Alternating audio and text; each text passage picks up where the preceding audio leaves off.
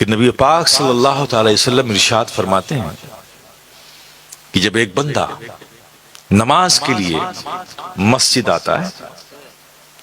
صف میں کھڑا ہوتا ہے، ابھی اس نے اللہ اکبر کہا نہیں، کہنا ہی چاہتا ہے، بس کہنے ہی والا ہے، اللہ ایک فرشتے کو حکم دیتا ہے، فرشتے جاؤ، یہ میرا بندہ میری بارگاہ میں حاضر ہو رہا ہے میری عبادت کے لیے، اس کے اختیار میں جو کچھ تھا اس نے اس کا اہتمام کر لیا، میری حاضری، میری بارگاہ میں حاضری کا جو اہتمام تھا جو اس کے اختیار میں تھے کر لیا، کپڑے پاک رکھے، جسم پاک رکھا،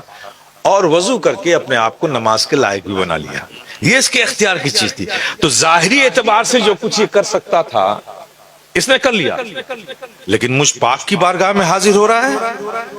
تو یہ باطن کو نجاستوں سے پاک کرنے کا تو اس کو کوئی اختیار ہی نہیں، کوئی قدرت ہی نہیں ہے۔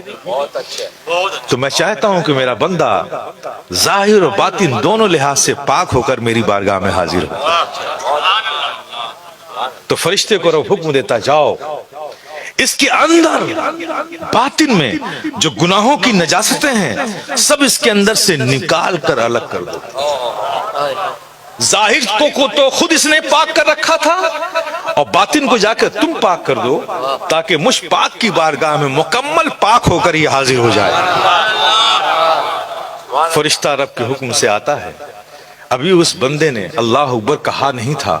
کہ فوراً ہی اس کی ساری غلاظتوں کو، نجاستوں کو، اس کے اندر سے گناہ کی نجاستوں کو نکال لیتا ہے اور ایک گٹھری باندھ کے رکھ دیتا ہے۔ وہ بندہ نماز سے فارغ ہوا، نماز سے فارغ ہوا تو فرشتہ رب کی حضور کہتا ہے کہ مولا تیرے حکم سے میں نے اس کے گناہ کی نجاستوں کو اس سے الگ کیا تھا، اب یہ نماز پڑھ چکا، اب اس کے گناہوں کا کیا کروں؟ یہ جو گناہ اس سے نکالے تھے اس کا کیا کروں؟ تو رحمت الہیہ مسکرا اٹھتی ہے اور کہتی ہے، ارے فرشتوں، جب الگ کر لیا ہے تو الگ ہی رہنے دو، الگ کر لیا ہے الگ ہی رہنے دو۔ بولو میرے پیارے، اس کی ضرورت ہے کہ نہیں تمہیں؟ کتنی ضرورت ہے، کیسی مس کر رہے ہو تم یار، کتنی بڑی نعمت ہے۔ فجر میں پڑھ لیا، گئے گناہ، بیلنس میں کوئی گناہ نہیں۔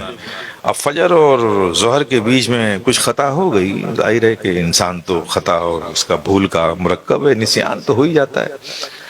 ہو گئی، ظہر پڑھی، پھر بیلنس میں کچھ نہیں، ظہر عصر کے درمیان کچھ غلطی ہو گئی، کچھ جرم ہو گیا، مغرب پڑھ لی، پھر ختم سب، پھر مغرب اور عشاء کے درمیان کچھ خطا ہو گئی، مغرب پڑھ لیا، ختم، اب عشاء پڑھ لو، مغرب اور عشاء کے درمیان کچھ خطا ہو گئی، عشاء پڑھ لو، پھر بیلنس میں کچھ بچا گیا نہیں نا، اب سو رہے ہو نا، اب سوچو ذرا اگر نیند کی حالت میں تمہاری روح قبض ہو گئی تو سارے گناہ تو سب ختم ہو گئے، مائنس میں ہو، اب جو کچھ بھی ہے نیکی نیکی ہے۔ اور اللہ کا وعدہ ہے اپنے محبوب سے کہ رائی کے دانے کے برابر بھی اگر نیکی ہوگی محبوب جاؤ اسے نکال کر جنت میں پہنچا دو۔ کتنی امپورٹنٹ چیز میرے پیارے تم مس کر رہے ہو، کر لو اس سے محبت، ایک بار کر کے دیکھو یار، یہ جتنا بابا بابی کے پیچھے بھاگتے ہو یار، میں بتا رہا ہوں آپ سے، بہت اچھے ہیں، خدا کے گھر میں آ جاؤ یار،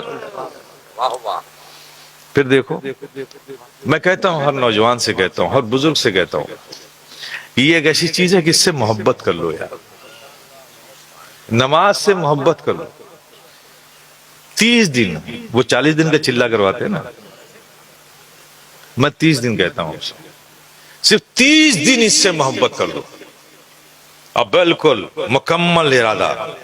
کہ کچھ بھی ہو جائے نماز نہیں چھوڑیں گے،